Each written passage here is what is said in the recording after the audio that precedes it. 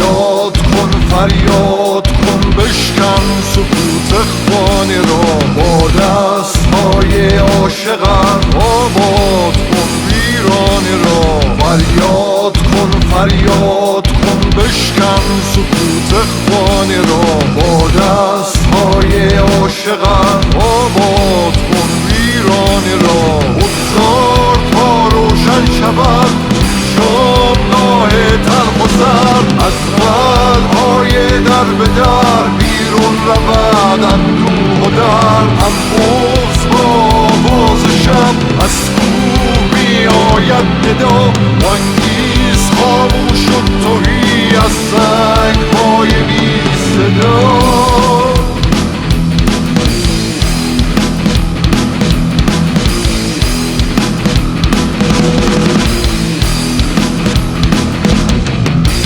از خویشتن بیرون بیا، پرواز کن پرواز کن، غمنامه های کهنه را با سوز دل آغاز کن. بر این زمین سوخته امید زندانی شده، ساز از صدا افتاده و آواز پنهانی شده. با دستهای مضطرب با چشمهای غرق نور، من باز در کنجی اسیر، تو دستهایت مانده دور. ای کاش پیدا می شدی از دشت‌های انتظار، آواز سر می دادی و بر بام می آمد بهار.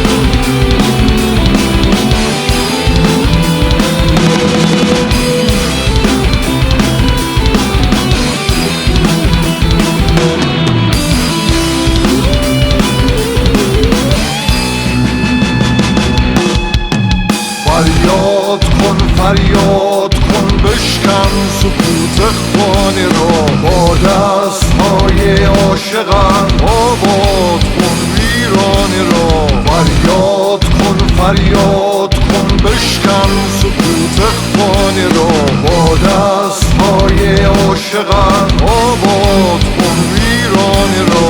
بگذار تا روشن شود شامگاه تلخ و سرد، از قلب‌های در به در بیرون رود اندوه و درد. انبوس با آواز شب از کوه میآید ندا، انگیز خاموش و تهی از سنگ‌های بی صدا.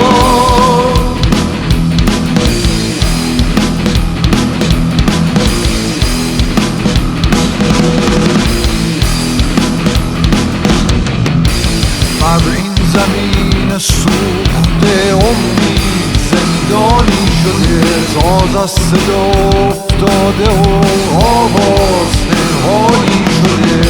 جز ناله زنجیرها چیزی نمی آید به گوش، دریای طوفانی ما افتاده از جوش و خروش. با دستهای مضطرب با چشمهای غرق